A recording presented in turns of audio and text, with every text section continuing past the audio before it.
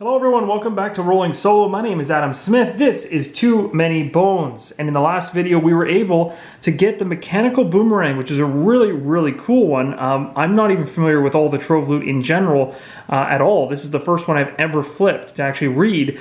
And it's very cool because I can use it as a backup plan extension for 2 bones, similar to what you do with using 2 bones for heal gear lock.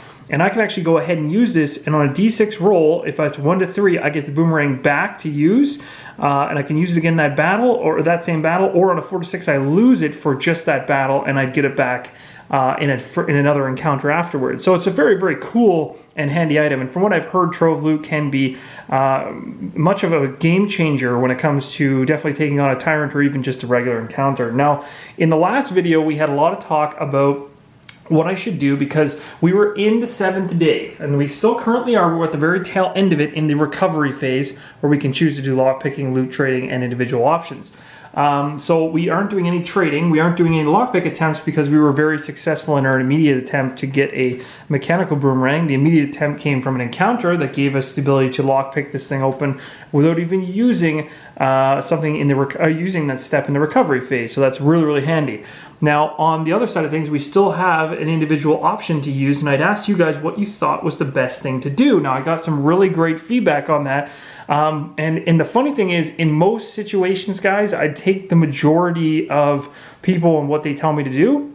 But I really sat down and thought about this because at the end of the day, the mechanical assistance, we know having the increase of dex by 3 is probably the most valuable of the 3 in terms of fighting Drellen. Now, the reason that is because it's going to allow me to pull a large attack, large defense, and use skill dice all in one go, which could be really helpful. Or I could just use it to help me move around the battle mat, which is also really important and very useful. It gives me some strategic movement and all that kind of stuff. So I can see mechanical assistance being one we need to hold on to. Now the real issue, or in the comments in terms of which one we should go for, the idea behind losing the stone hammer, which was by far voted the highest in terms of which one I should discard. The reason that I'm humming and hawing on this one is, yes, we no longer truly need it based on the fact we were able to crack open the container here to get the mechanical boomerang. However, there's always a chance we could run into Trove loot. So, and we still technically would have the ability to try to crack open that Trove loot at least one more time, because even when we move into the 8th day, which is next, we're going to be doing one more regular encounter, which means we'll have another recovery phase coming up where we can attempt to do lock picking on a Trove loot if we happen to get it during that encounter. So that's one of the reasons why holding on to the stone hammer seems to be like a 50-50 gamble. Maybe it's a little less. Maybe it's like a 33% chance we'll get Trove loot. I don't know what the odds are of pulling a Trove loot in the encounter deck because I haven't played all the solo cards yet, so I'm not too familiar. Now, when it comes over here to the gadget arm, the argument with this one is, and there wasn't as many people that really chimed in about getting rid of the gadget arm. It might be because you guys believe that this gadget arm could help us in the future, and I agree with you there.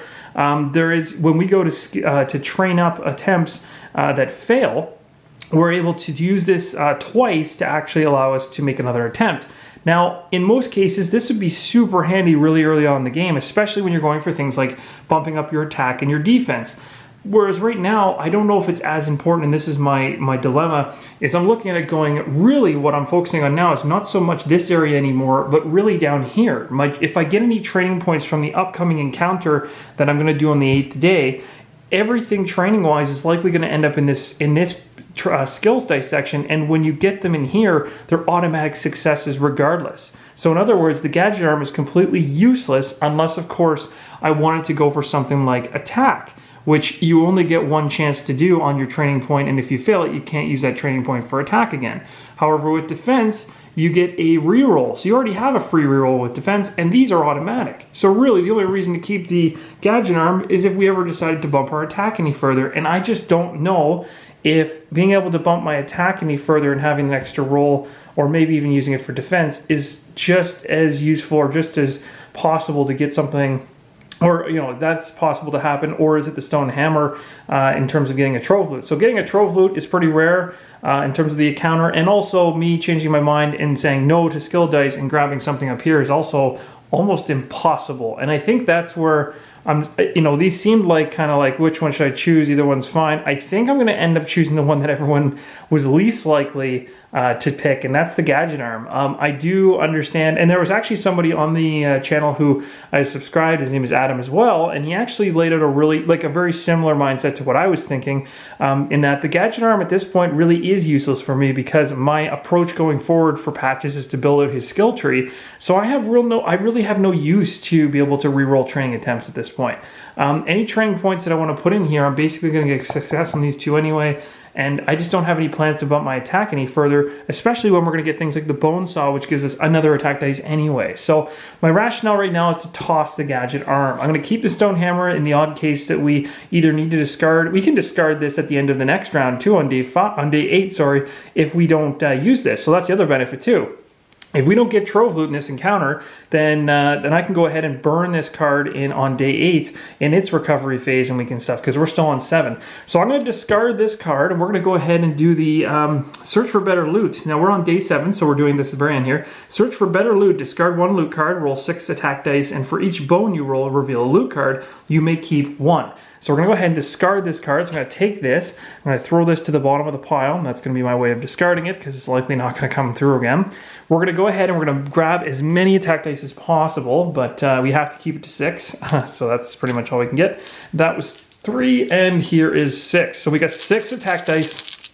We're going into this, and I'm really hoping to get as many bones as possible because for whatever amount of bones I get, I can pull a loot card, and then at the end I get to keep 1, so it's really cool. Here we go, guys. Let's see what happens. Ooh, only 1. Well, at least we got 1, thank goodness, because otherwise that would have been a complete waste. So here we go. Here's our loot.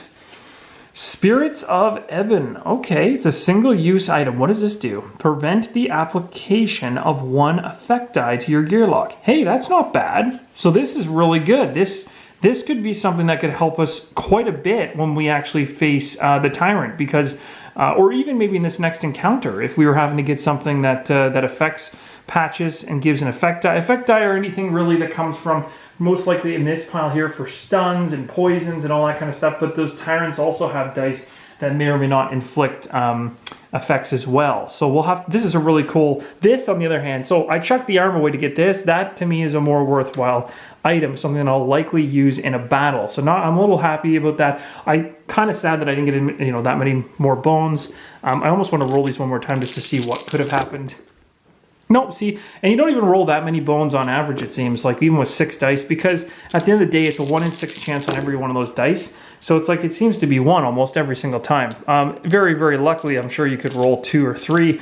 That would be really cool. But we went ahead and did what we did, and now actually we are finished. So we have finished off the whole recovery phase. So now we're going to go ahead and tick this up to 8, as I just did. So we are now on day number 8, which means we start right from the top of the list. And we move right into the drawing of the encounter. Now this is where I can still, as always, because we have more than enough progress points to go after Drellen at this point, we can face him right now, but I'm choosing not to. We're gonna face him on day 9 and day 10. I'm gonna use day 8 to get one more encounter in before we go to Drellen and see how it happens, all right? Or see how it works out. Here is our encounter, guys. Let's read it. All right, what goes around? How unusual. Up ahead, I can make out a group of raiders robbing a lone Molnor trader. I'm going to get that pronunciation right. Molnor always have amazing goods, usually belonging to others. The original owners of these goods are typically the ones who need rescuing. Seems the boot is on the other foot for a change. Helping a black market trader seems wrong, but I also despise raiders. I could let the dust settle before picking off any stragglers, maximizing my spoils, and yet it would be nice to have the Molnor owing me for a change. Okay, I remember getting a Molnor encounter way early in our adventure that I think was within the first 3 encounter cards of the solo deck that would allow us to put a Molnor card in our deck or something like that. So we'll have to see what this is all about. Let them deal with the Molnor, then attack. Okay, so in this situation, we're going to let them deal with the Molnor and then attack. This is going to give us 2 loot cards. Interesting. This says that we have to build our baddie queue with baddie points. So we'd be doing our day times our gear lock, which would be 8 times 1, so that'd be 8. It says add 5-point baddie to the top of the battle queue. Wow, so that's an extra 1, even worse.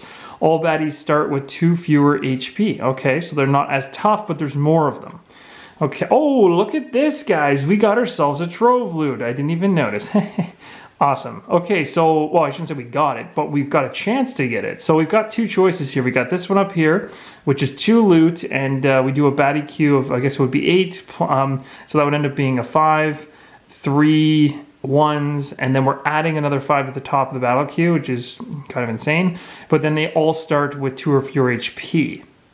Still a lot of baddies in queue. Or we have the defend him option where we can try to defend the Molnir Trader. So we can actually go in there and it says you build your baddie queue at baddie points. So 8 times 1 and we get a 5 and 3 1s. We add a 5-point baddie to the top of the baddie queue. And then it says place 4 HP on a gearlock melee position on the battle mat. That's the trader essentially. The trader is a friendly under your control melee unit with 2. It's a melee unit with 2 move and 2 attack and takes his turn right after you. Trader must survive. If successful, remove the special encounter Molnir Traders from this adventure. Okay, so here's where things get weird. Like these both result in the battle regardless. This choice here will give us 2 loot. And then if we successful, will give us 2 loot, plus we get a loot down here. So we'd end up pulling 3 loot for this. This is a crazy high card in terms of pulling the loot cards. And then we also would get a training point, 1 training point. So we get a training point down here, but you'll notice we don't get a training, oh sorry, actually, and if we go for this one, we not only get a trove loot here, but we get a loot card as well and a training point. So it's really just a matter of, do we want 3 loot cards or do we want one trove loot and 1 loot card? Like which of the 2 is better? This one here, this effect at the bottom saying if it's successful, remove that special encounter. We don't have that in the deck. I didn't choose it earlier on. If I had have gone with the Molnir Traders at the time, it would have been shuffled into this deck, but it wasn't. So it's not, that's going to be something that doesn't really help us. But I do like this idea of trying to defend him to get the trove loot. The reason being, guys, we ended up doing that gamble on the stone hammer and it panned out. I know so many of you guys actually said to get rid of that, but in hindsight now I'm kind of going, thank goodness I didn't, because now I have a hammer that's going to help me get through the next lock, the next trove loot card, which is sitting right up on top here, so we can even see what it is in terms of locks. It doesn't have a very, very powerful checks in terms of the lever, trip, and force, so we may not even need it. But I mean, this is almost a guaranteed success. Although it says add 4 to an action die result, so it doesn't give you a result of success. You have to add 4 to a result. But even if we got a 1, we could almost guarantee a success because we could bump our 1 to a 5 and it would unlock any of those particular locks. So that's super handy. So this really comes down to the question as to whether or not I go for the top or the bottom. I'm kind of debating right now. The thing is, at the end of the day, we get the training point regardless. The training point we all know is going to be going towards that bone saw when we end this. That's 100% happening. And this is perfect because we get that training point to get the bone saw and then we can go after Drellen in the next day. I think we should go for this trove loot. I really do, because we still get a loot from the bottom here. So I'm going to go ahead and say we're going to try to defend him. All right, guys, let's do this. I mean, we got kind of lucky there with that. Ended up getting a trove loot in the end when I kept my stone hammer. So let's take advantage of that. So let's see here. We build our baddie queue with our baddie points. So we know our baddie points are going to be built off of the fact we have 1 gear lock times the amount of days, which is 8. And then we're going to pull those and put them in a pile. So how this works is you take the largest number first and it'll go on top. And then you take 3, the rest from the singles. So this is going to add up to a total of 8. So we got 1, 1, 1, so 3, and then 5 is 8. The 5 sits on top. This right now, we've satisfied that BQ with the baddie points line. Then it says underneath of it to add a 5-point baddie to the top of the battle queue. So instead of it just being these, another baddie comes into play and sits on top. So now we have 5 enemies in play, which makes things really nasty. And the reason that they're probably putting this on top is because when we start to fill our battle queue and put it onto this mat, we're gonna end up with 2 5s and 2 1s on the mat in the first turn. This is gonna be a really tough fight. This is gonna be a crazy one. Then on top of this, it says place 4 HP on a gear lock melee position on the battle mat. This is your trader. It's a friendly unit and it always has 2 move and 2 attack. It takes his turn right after you. So it's under my control. So I'm going to go 1, 2, 3, 4. This is going to be hit. This is going to be the trader, essentially. I don't think I have any chips that necessarily would, you know, look like a trader per se. They don't give you anything that's kind of like a non-main character chip. So this essentially is just going to sit in the lane, and it's going to be the does it actually, how does this work? Place 4 HP on the gear lock melee position on battle map. Okay, so you don't take up a lane with this one because it's you. It's not you, but it's a trader. It's your ally essentially. But we won't do this yet. We'll go ahead and finish the battle queue population first. So let's take a look at what we've got coming up at us here. This is going to be interesting. I don't know what's going to happen here. Here we go. We pulled, oh, we've seen this guy before. This is the Griffin Howler, okay? So the Griffin Howler is going to be back in action. He is a pain. I know that for a fact. This guy is a pain. So 1, 2, 3, 4, 5. He's pretty strong. So we're going to go ahead and grab his initiative die. He's going in the first track. And he's going to be he's a melee character, so he'll set up like so. His initiative is a 5, as it shows on top of his, in the green there. So we'll put him into the track right like this. Then we're going to go ahead and flip the next one in the queue. The next one is, ooh, this could be a new guy here. We got a Goblin Sapper. He looks pretty angry, and he does some mischief and signals. Signals are bad guys. See all these things are saying signal? They have the ability to populate the baddie queue and add more baddies during the battle. It's almost like they're signaling for their friends to join in, which is really nasty. So this is going to be quite the fight. So here we go. We got... this is coming down the second lane, so he's going to be here. Is he melee? Yes, so he's going to be right up front like this. His initiative is 4, so he'll sit underneath the Griffin Howler. Now we've got both those guys set up. Yikes, I'm getting kind of concerned here. What is the third guy? Is it, what is that? That is a Bog Pole. Okay, it's the first time I've ever fought them before. They have poison, but they're fairly weak. Oh, they're ranged worst. So they're going to be hitting me from distance. Okay, so this is going to go into lane number 3. And it's got 3 health. So now we're going to put him up in the ranged position. Things are getting kind of interesting here. And then, of course, his initiative die will be 3. Now we've got a 5, 4, and a 3 in play. And for the last, so we technically have 2 ones left. We're going to pull the top one, and this guy here is going to sit off. This is the first time this has ever happened. We've got more baddies coming in through the queue than we do have lanes to put them in. When that happens, the extras stay on the side, and as ones die off, the next one on the next round fills in the lane that's empty, essentially. The next lane that's empty. Okay, so here we go. We're going to flip this next one to find out what it is. Oh, looks like a totally new guy as well. This guy's got mischief as well. He's a Goblin Sandbagger. Interesting. Wow, we've really found out. He can, on a bone roll, he ends up playing around with us and messing with our active dice. He's mischief. So he's only got 2 health though, so that's good. We finally got somebody who's not too strong, so we should be able to knock him off quickly. He is ranged though, so that's kind of a pain. We've got 2 guys. And the crazy thing is, if you'll notice, it's quite the interesting pattern on the battle mat here. It's going to be very interesting strategically to pick a spot. And we've got another initiative of 4. Now how this works when it's like this, we've got a 5, a 4, and a 3. The one that has the higher lane takes precedence. So in this case, this purple one, which ends up being the Goblin Sapper, will end up going ahead of the Goblin Sandbagger, who shows up in this particular position. All right, guys. So now what we're going to do is we're going to roll for the for patches. I'm going to take this single one. We're going to put it right here. This is going to be this is where we're going to put the lane queue. Actually, maybe I'll put it right like this. So this is going to be the lane queue. Whenever these baddies come, they're going to be populated into the mat as other ones die off in this battle coming up here. One thing we have to do is we have to put patches in play.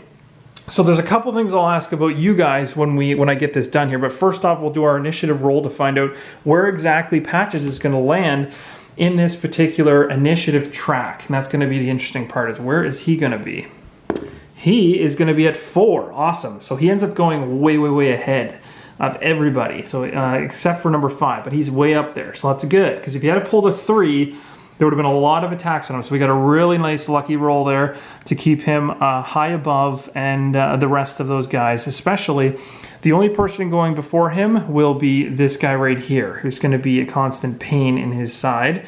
But the rest of them are going to be The rest of them are going to be hitting them from range and going afterwards, so we'll be able to handle them decently. Now, we get to put patches in play. So this is where I want you guys to come in and chime in on where you think patches should go. I can put them on any one of these 4 spots. On top of that, we have a 4-point trader based on the card here. And when I say trader, I don't mean traitor, I mean trader. So it's a trader, your friendly unit. This is the guy we're supposed to be protecting, but he has to come in a melee spot. So what we're going to want to do is put him somewhere safe. So maybe somewhere like this off to the side, or maybe over here. I'm thinking one of these 2 spots, which means whichever one of those we put it in, we want to have patches right up against him. Reason being, we want to be able to ensure that we're hitting, or at least we're somewhat blocking or grabbing the attention of these. These guys will basically move around patches, and the range guys may or may not attack me. This is where things are going to get really interesting because we've never had this before. It's kind of like playing 2 gear locks at once, because we're going to have to pay attention to things like these little markers underneath here that have 2 people with their arms down, kind of in a rectangle. And then this one here is like 1 person with their arms down, 1 person with their arms down, and 1 person with their arms down. So that's really bad because the nasty thing with this one is we have to keep this guy alive the whole time. We're going to have to be constantly keeping him alive. And that's going to make things really, really tough. So the trader, he has attack dice too, so he can do a little bit of damage. But this is going to be a really, really, really interesting battle. I don't even know how to describe this because there's so much strategy behind this one already. I can see it. So things to think about will be, well, like I said, the majority of these guys are attacking. They're attacking the weakest character when there's a difference between who they're going to fight. When it shows that there's 2 or more in the rectangle, like that one there, there's a special situation in that case, and I believe it hits multiple targets. So it's not just going to hit 1; it'll hit more than 1. So I'll do a quick little check here on the encounters, or on the targets, just to see. It says some baddies will attack multiple targets, shown by the number of figures within the rectangle icon, but will not attack the same target more than once per turn. A baddie will attack either the weakest target. Yeah, so I guess it's going to attack 2 targets, and it's going to be going for the 2 weakest ones, but it never attacks the same one twice. So essentially that little bog pole back there is going to be shooting at both patches and the trader on his turn. The goblin sandbagger is going to go after the weakest, and currently the weakest characters based on HP is always going to be that trader. Well, it will be that trader for the initial because patches is so high up on health. But that's going to be the interesting part. And of course, you got these 2 guys. He'll stick around on the mat, but he can also signal more guys into the baddie queue, which can add to this pile. This guy can signal for more guys as well, plus he can fly away and disappear off the mat every other round, which is also a super big pain. So it's going to be quite the battle, guys. This might be something where we get to check out and use our mechanical boomerang for the first time. It'll be fun. It's going to be a battle for sure, and I hope you guys are going to enjoy it. So I want you, now that you've seen the layout here, if you'd like me to lay it out any differently in terms of patches in the trader, let me know in the comments below. If you have a little strategy there off the top that you want to kind of add in, or even play this on your own, and let me know how things fare, that would be great. So until the next time, guys, keep on rolling solo.